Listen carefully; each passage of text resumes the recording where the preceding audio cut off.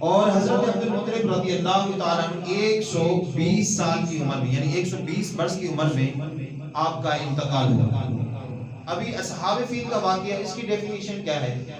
اصحاب فیل کا واقعہ جو قرآن مجید میں سورۃ فیل الم تر کیف فعل ربک باصحاب الفیل، یہ اسی کے متعلق نازل ہوئی ہے۔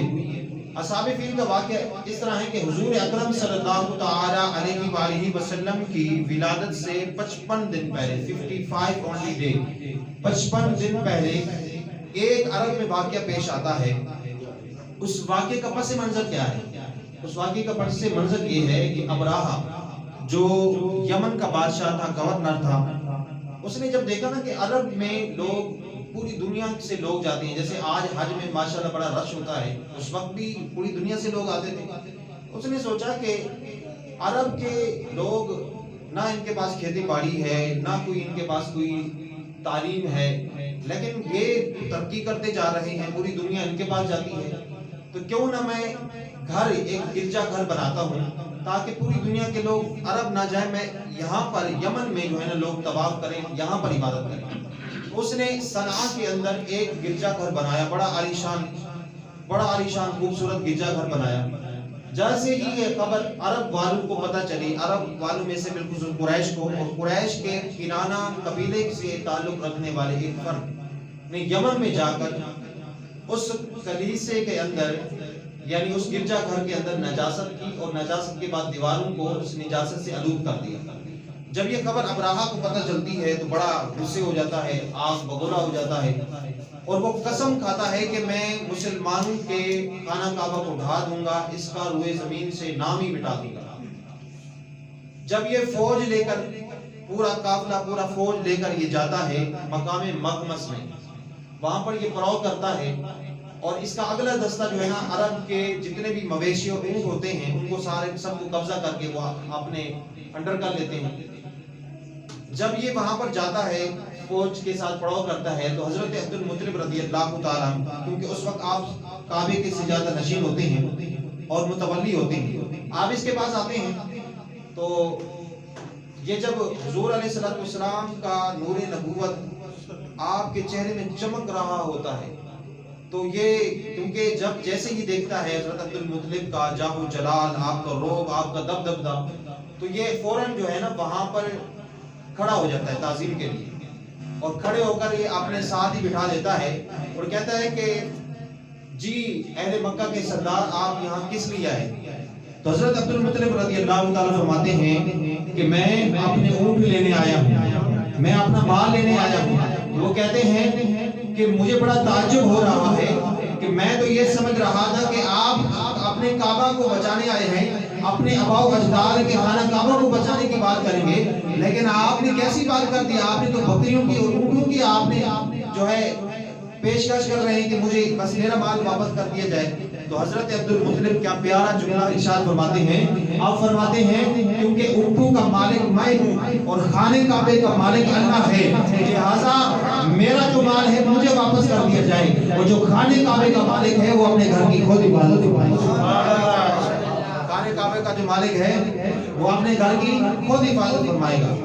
تو وہ فرعونی لہجے میں کھڑا ہو جاتا ہے، کہتا ہے میں اس کا نام و نشان مٹا دوں گا، روئے زمین کا اس کا نام باقی نہیں رہے گا، اس کو میں ڈھا دوں گا۔ حضرت عبد المطلب رضی اللہ تعالیٰ فرماتے ہیں کہ تم جانو اور خدا جانے، مجھے میرا مال واپس کر دیا جائے۔ اب مال واپس کر دیا جاتا ہے، جتنے قبضے میں لیے ہوتے ہیں مویشی سب کچھ واپس کر کے حضرت مطلب رضی اللہ تعالیٰ عنہ اپنے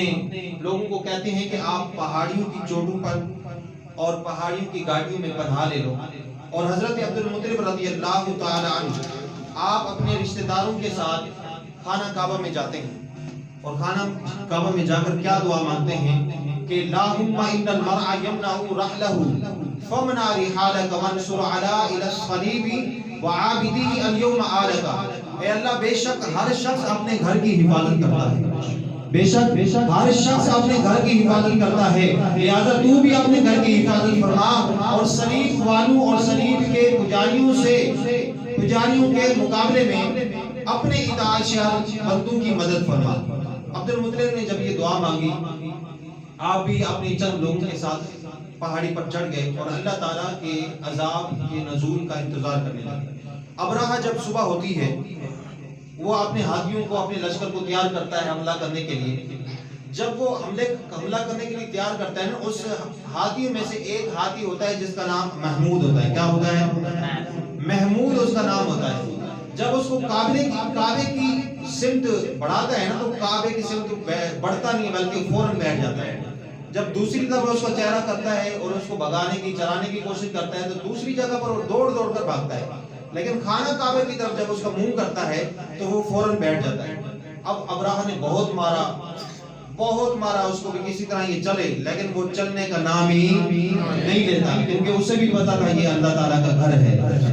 اللہ اکبر۔ اتنے میں سمندر کی جانب سے ابابیل، چھوٹے چھوٹے پرندے، جھنڈ کے جھنڈ، وہ آ کر ابرہہ کی فوج پر اتنا تابڑ توڑ حملہ کیا کہ سب کے ہوش اڑ گئے۔ اور جب وہ پتھر، ان کے پنجوں میں 2 پتھر تھے، ایک چونچ میں پتھر، یعنی ٹوٹل 3 پتھر تھے، اور ہر پتھر پہ اس کا نام لکھا ہوا تھا جس کو وہ لگتا تھا، اور پتھر اتنا تیزی سے کے ساتھ لگتا تھا، اتنا اس کی جو رفتار تھی اتنی تیزی تھی کہ جب ابرہہ کی فوج کو لگتا تھا اس کے فوجی کو بدن کو چھیدتے ہوئے، ہاتھی کے بدن کو چھیدتے ہوئے زمین کی طرف نکل جاتی تھی۔ یعنی آج کی اگر ہم تھوڑا سا مثال دیں تو گولی سے بھی زیادہ تیز ہے، بدن کو بھی چھید رہی ہے۔ ہاتھی کا وجود کتنا موٹا ہوتا ہے، کتنا ہارڈ ہوتا ہے، اس کو بھی چھید کر زمین کی طرف، اور ہے کیا چھوٹا سا پرندہ، کوئی کلاشن کوف نہیں ہے، کوئی بڑے کوئی بندوق نہیں ہے، ایک چھوٹا سا پرندہ، لیکن اللہ تعالیٰ کی طاقت دیکھیں، اللہ نے اتنی طاقت اس پرندے میں دی کہ بدن کو چھید رہی ہے اور ہاتھی کے بدن کو بھی چھید رہی ہے۔ اب جب پورا ابرہہ کی فوج تباہ و برباد ہو گئی تو پھر حضرت عبد المطلب رضی اللہ تعالیٰ آپ پہاڑی سے نیچے اترتے ہیں، اللہ تعالیٰ کا شکر ادا کرتے ہیں۔ اس دن کے بعد یہ واقعہ اتنا مشہور ہو جاتا ہے کہ پوری دنیا میں یہ واقعہ مشہور ہو جاتا ہے، اور لوگ حضرت عبد المطلب رضی اللہ تعالیٰ کی تعظیم تقریب میں اس سے بھی زیادہ بڑھ کر عزت کرنے لگ جاتے کہ بھی اللہ تعالیٰ کی یہ نیک بندے ہیں جن کی کرامت سے آج جو ہے ابرہہ کی فوج تباہ ہوگی، اللہ تعالیٰ کا گھر حفاظت ہے۔ اچھا، اس واقعے کے اگر ہم پورے واقعے سے اگر ہم اس کا درس، ہمیں سے درس کیا ملتا ہے اور اس واقعہ پیش کیوں ہوا ہے؟ واقعے کا پس منظر یہ تھا کہ اس سے اللہ تبارک و تعالیٰ نے پہلی چیز تو خانہ کعبہ کی عظمت کو ظاہر کرنا ہے، اور دوسری چیز حضور علیہ السلام کے ظہور کو، یعنی دنیا کے تمام دنیا میں آپ کے مقام مرتبے کو دکھانا تھا۔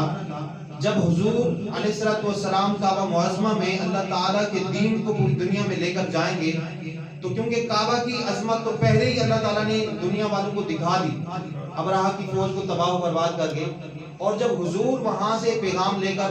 اعلان کریں گے تو حضور کا مقام مرتبہ بھی اللہ تعالیٰ نے بتا دیا۔ تو یہ پس منظر تھا۔